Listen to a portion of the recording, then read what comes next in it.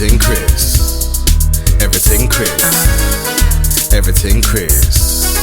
Everything, everything. Everything Chris. Everything Chris.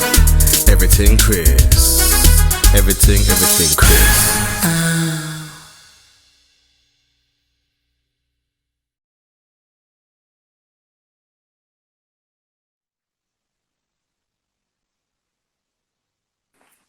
Boy, Oh, got there. that was hard work, Chris. We were so prepared, and then everything went wrong. Okay, we're here now.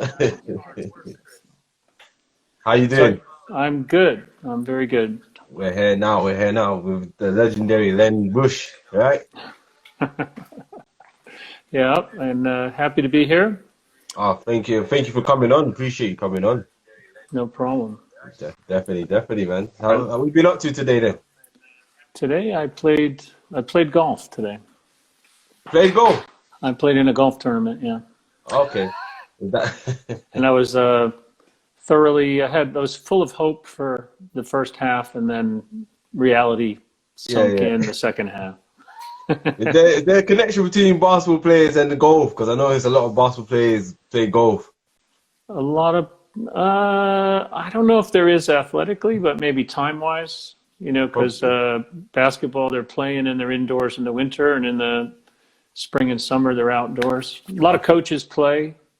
Yeah. I remember stories that head coaches, like if you go for an assistant coach's job in college, don't tell them that you play golf. Because they know how much time it takes, and you shouldn't be doing that. Definitely. You better than Charles Barkley though, right? I think so. Yeah. I've seen Charles swing. That swing is terrible. Yeah. So I found out something. So did you play at Brixton, or was that your brother that played at Brixton? We both. Me Both and my of brother you. both did. Yeah. And when would that have been?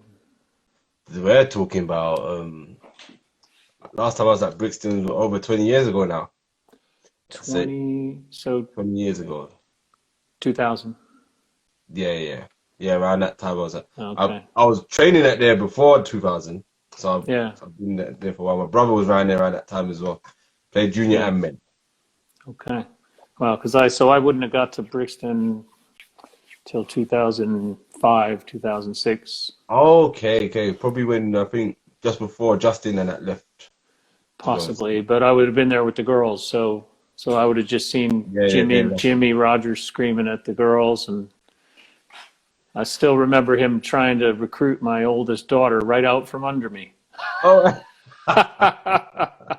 He loved her. He thought Classic. she was real tough and played hard, and he really liked her. I remember that. Oh man, love Jimmy, man. Rest in peace. Yeah, no, absolutely. The place must not be the same.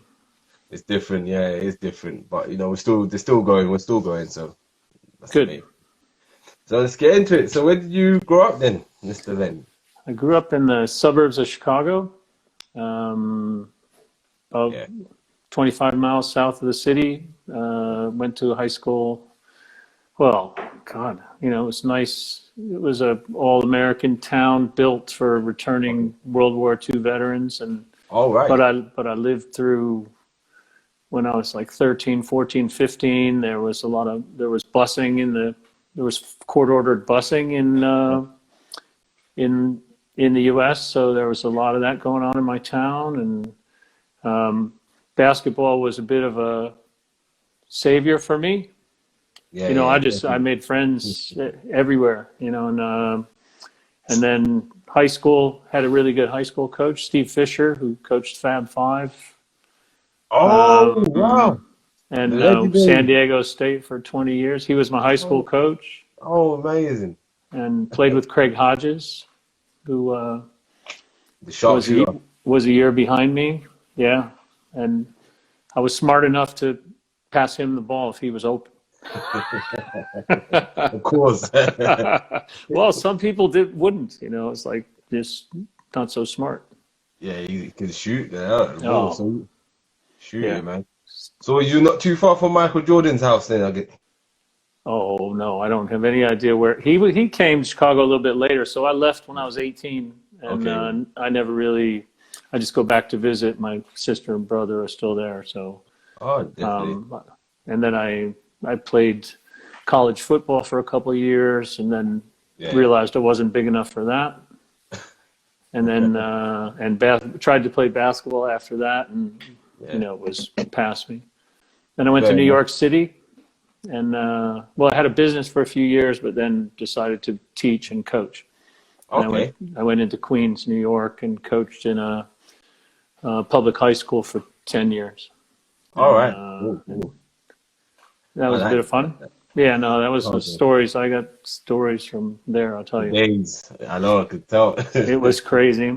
And I did that for 10 years. And the school got, it was pretty, I don't know, just after 10 years, it started to get very difficult for me.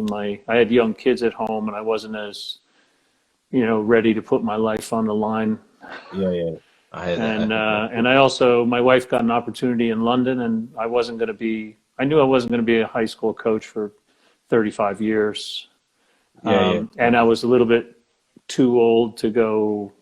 I wasn't going to go down the college route at that point because my wife was working 70 hours a week. And if you're going to be an assistant coach in college, you got to work and travel and recruit. And so came to London and, okay. Yeah. All right then. So what is it that got you into basketball, and what made you fall in love with the game? So like, what made you want to pursue it as a career? Well, it was probably playing for Fisher in high school. Okay. So he was the most mild-mannered, he didn't yell much, but, he would just look at you in his Southern Illinois drawl and say, son, that just isn't gonna cut it, son. You want to play varsity, you can't do that. Oh, and then you just wanted to do well, and he was a pretty smart guy, and I think that probably carried him through his whole career. He'd just look you in the eye and he'd tell you something, and you'd say, all right, I'll do it. I'm going to do it. And that's something about all the best coaches. There's no magic or rocket science. It's just you just say, all right, do you want me to run through that wall? I'll run through the wall. I'll do it. You don't even have to tell me why. There's a lot of people like that. And I heard Jerry West was like that as well. He was just, the Shaq said he just had a presence where he didn't need to shout. He just talked to you and you just listened to him.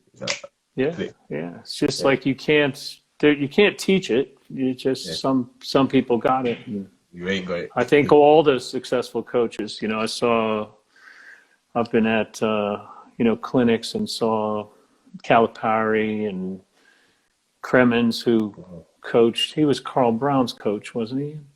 Carl Brown at Georgia Tech. Yeah. And I saw him at a clinic. And the thing about Fisher, I saw him, it was like 15 years after high school. I went to a clinic in Pittsburgh, I remember, because in those days, you didn't do them online. There was no online. And so you were either reading books, looking at DVDs, or going to live clinics. And live clinics were big. So I remember going from New York to Pittsburgh to see a clinic, and Fisher was speaking. Yeah.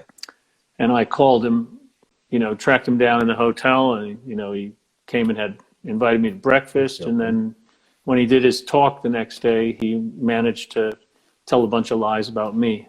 It was very nice, Oh, okay. So Everything Chris. Everything Chris. Everything Chris. Everything Chris.